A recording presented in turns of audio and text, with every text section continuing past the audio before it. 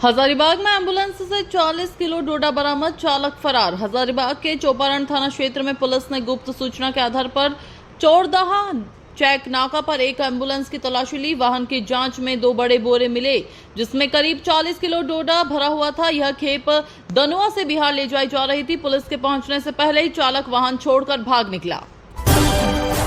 हजारीबाग में 80 लाख की डकैती का खुलासा, 9 गिरफ्तार। मुफस्सिल थाना क्षेत्र के भवनवे गांव में हुई 80 लाख रुपए की डकैती की गुत्थी पुलिस ने सुलझा ली है। 13 सितंबर को आनंदिता मलिक के घर पर 8 डकैतों ने सोने चांदी के गहनों और नकदी की लूट की थी। गुप्त सूचना पर पुलिस ने हत्यारी जंगल में छापेमारी कर मास्टरमाइंड रणबीर कुमार सिंह उर्फ छोटू समेत 9 अपराधियों को गिरफ्तार किया। इनके पास से 1.1 किलो सोने के गहने, 2 मोटरसाइकिल और 1 पिस्टल बरामद हुई। गिरिडीह में नक्सल ठिकाने पर बड़ी कार्रवाई, भारी मात्रा में हथियार बरामद। गिरिडीह के मधुबन थाना क्षेत्र से सतकीरा और पारसनाथ की पहाड़ियों में पुलिस और सीआरपीएफ के संयुक्त सर्च ऑपरेशन में नक्सलियों के ठिकाने का पता चला। यहां से एक एसएलआर राइफल, एक 3.3 राइफल, 113 जिंदा कारतूस, 2 मैगजीन पाउच और डेटोनेटर बरामद हुए। कार्रवाई गुप्त सूचना पर की गई थी। यह बरामदगी नक्सलियों की कमर तोड़ने में अहम साबित हो सकती है। चतरा में ट्रैक्टर पर चल रही नकली शराब फैक्ट्री का भंडाफोड़। चतरा के वशिष्ठ नगर थाना क्षेत्र के कटैया गांव में एक अनोखी मिनी फैक्ट्री पकड़ी गई। मास्टरमाइंड मुन्ना साव ने महिंद्रा ट्रैक्टर को चलती फिरती फैक्ट्री में बदल रखा था। ट्रैक्टर पर स्प्रिट, कृत्रिम कैरामल और एसेंस मिलाकर नकली शराब तैयार की जा रही थी। मौके से 189 लीटर विदेशी शराब, नकली लेबल और पैकिंग सामग्री बरामद हुई। मुन्ना साव फरार है और उसकी तलाश जारी है।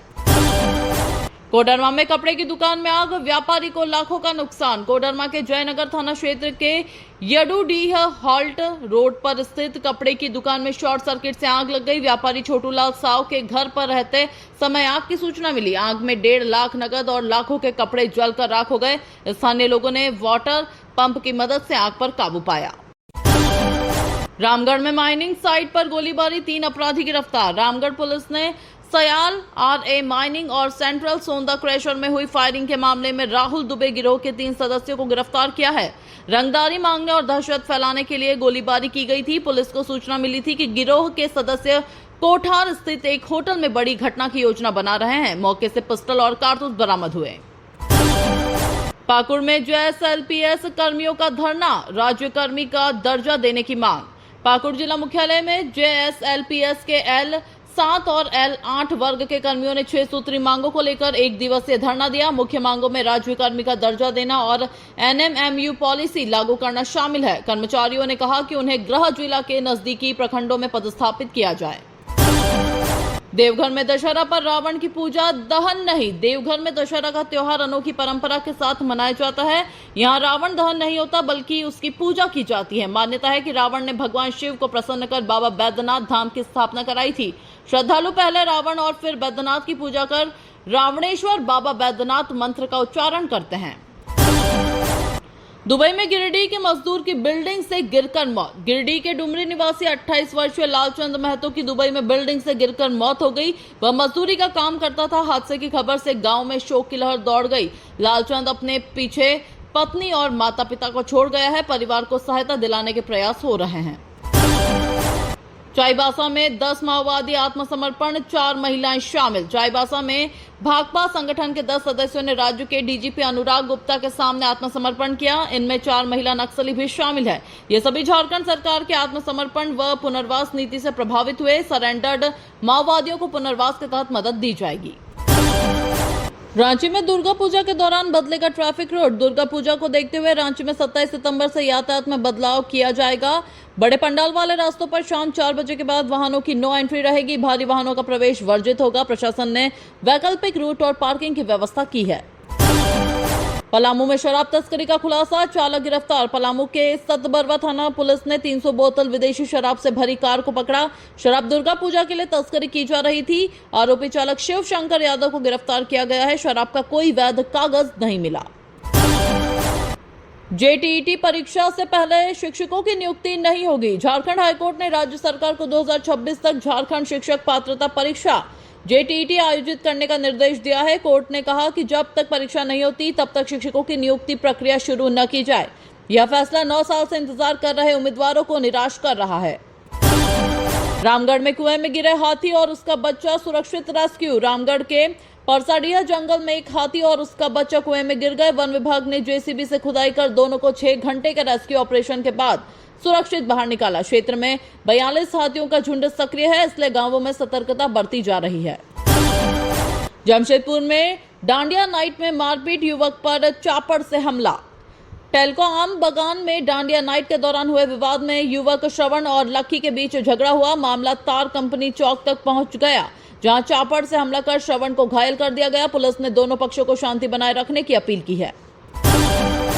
झारखंड में हल्की से मध्यम बारिश की संभावना। मौसम विभाग के अनुसार बंगाल की खाड़ी में बने लो प्रेशर के कारण 28 सितंबर तक झारखंड के कई हिस्सों में हल्की से मध्यम बारिश होगी। तेज हवाएं चलने की संभावना भी जताई गई है। किसानों को फसल बचाव की सलाह दी गई है।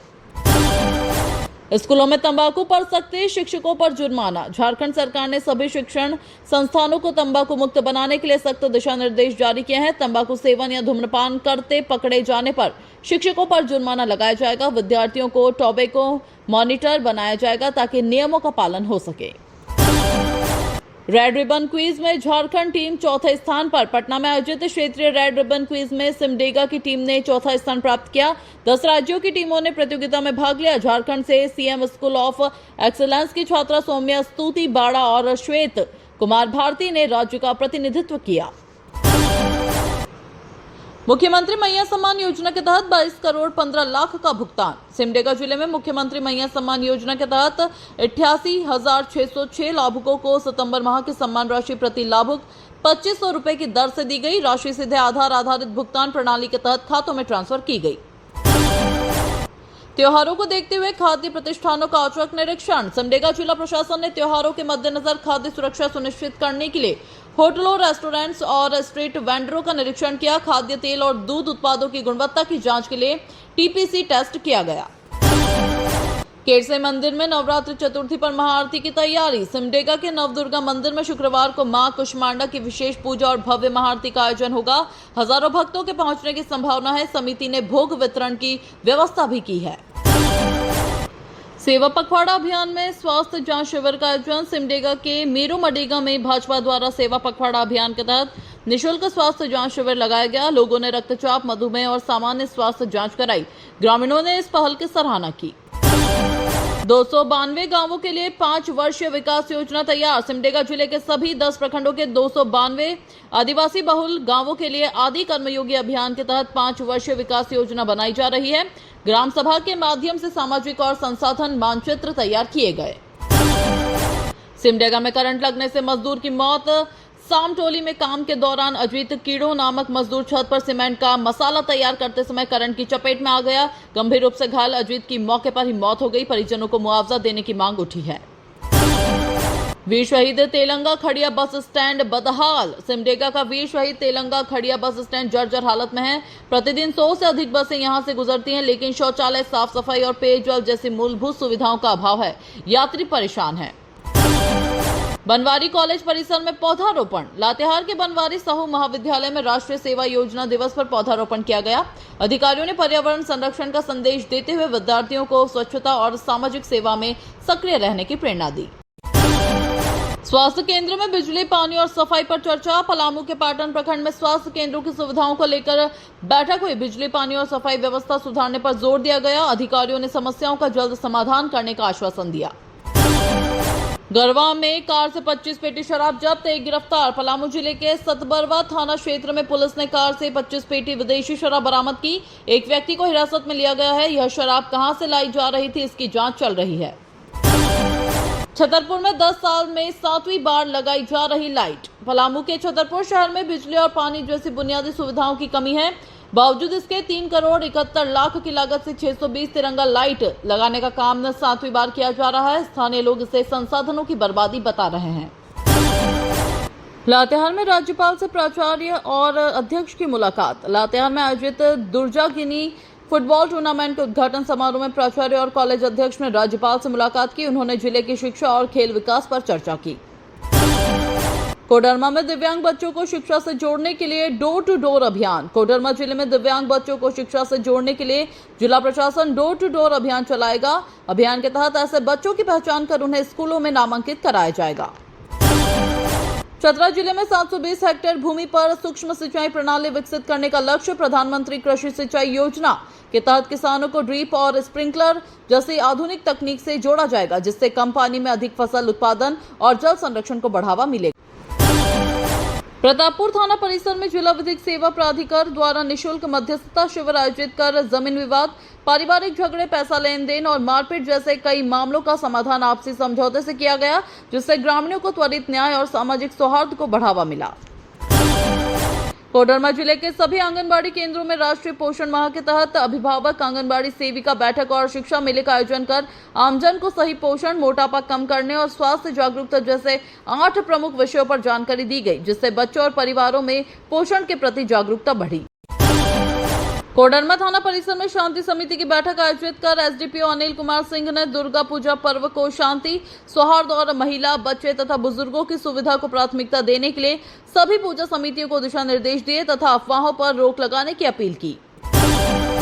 कोडरमा में सिद्धो कान्हो कृषि एवं वनोपज जिला सहकारी संघ द्वारा प्राइमरी कृषि क्रेडिट सोसाइटी के सशक्तिकरण को लेकर आयोजित जिला स्तरीय कार्यशाला में अधिक सदस्य बनाने, किसानों को सहकारी योजनाओं का लाभ देने और सिद्ध को फेड की योजनाओं को गांव-गांव तक पहुंचाने की रणनीति पर चर्चा की गई।